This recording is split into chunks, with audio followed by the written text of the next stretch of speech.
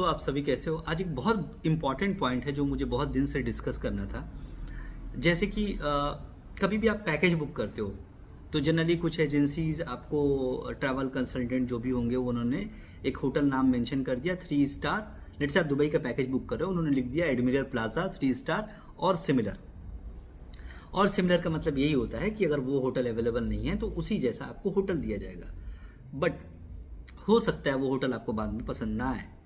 हो सकता है वो होटल आप सोचे कि नहीं, Admiral was better, now whatever the alternative you are giving वो मेरे को पसंद नहीं आया।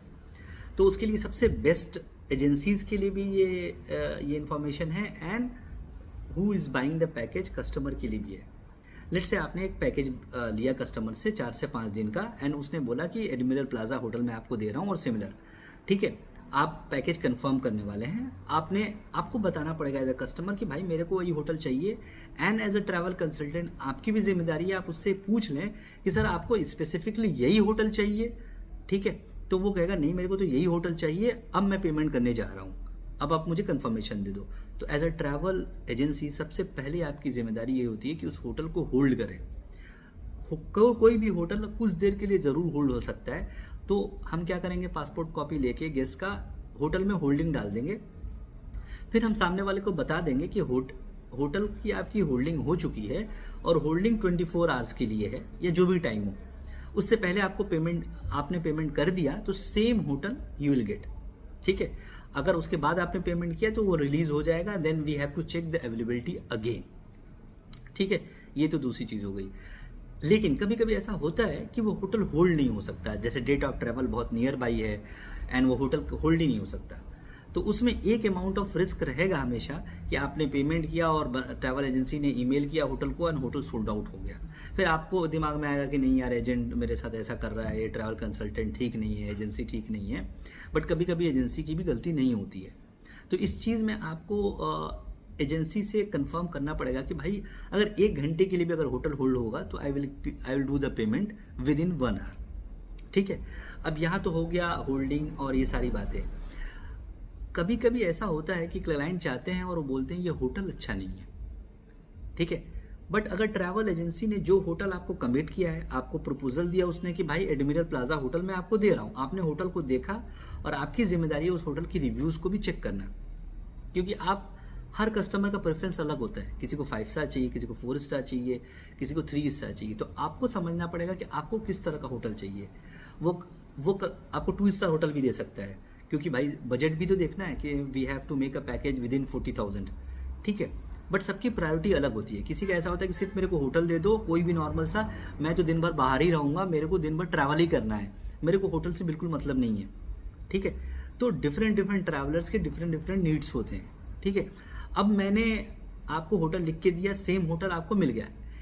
If you are going to check in the hotel, same hotel आपको मिला हुआ है, let's say Admiral Plaza book है, एडमिरल प्लाजा आप जाते हैं, रूम में आपका कारपेट गंदा है।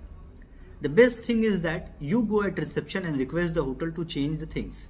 बेडशीट गंदा है या कुछ भी गंदा है, ठीक है, आप बोलोगे एजेंसी को कि आपने खराब होटल दे दिया, खराब का या अच्छा होटल नहीं दिया।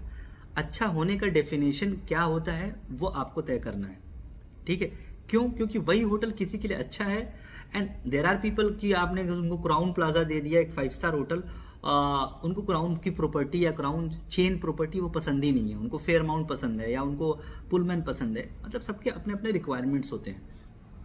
तो आप किसी भी एजेंसी को ब्लेम ये नहीं कर सकते कि आपने मेरे को ख़राब होटल दे दिया, क्योंकि होटल का नाम आपको बताया गया था एंड आपने होटल का नाम जानते हुए भी वो बुकिंग की और पेमेंट की है। ठीक है, लेट्स से you book a JW Marriott hotel and JW Marriott का स्टाफ बिहेवियर अच्छा नहीं है, तो उस एजेंसी की जिम्मेदारी नहीं है, वो एजेंसी को आप कंप्लेन नहीं कर सकते एक्चुअली कि वो ऐसा स्टाफ का बिहेवियर अच्छा नहीं था। ये मैरियट प्रॉपर्टी की जिम्मेदारी है कि वो अपना चेन जो होता है ना, मैरियट प्रॉपर्टी के जो इतना बड़ा चेन है उसकी रिस्पेक्ट करे and they should provide you the best services.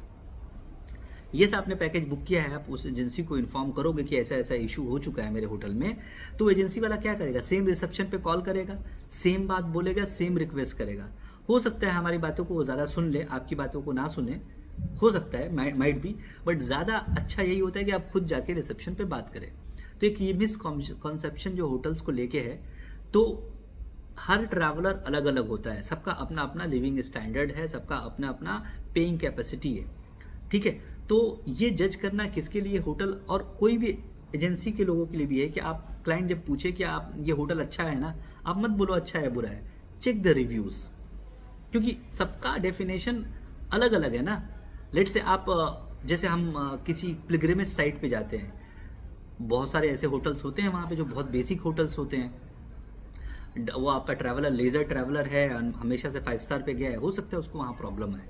तो होटल्स की जिम्मेदारी एक कस्टमर की है कि चेक करना उसका रिव्यू, एंड फिर एजेंसी की रिस्पॉन्सिबिलिटी ये है कि जो होटल आपने कमिट किया है गेस्ट को आप वही सेम होटल दे। तो ये बहुत बहुत इश्यूज आते हैं हम लोगों के इस ट्रैवल इंडस्ट्री के लाइफ में, तो ये मेरे लिए डिस्कस करना बहुत ज़रूरी था। Thank you.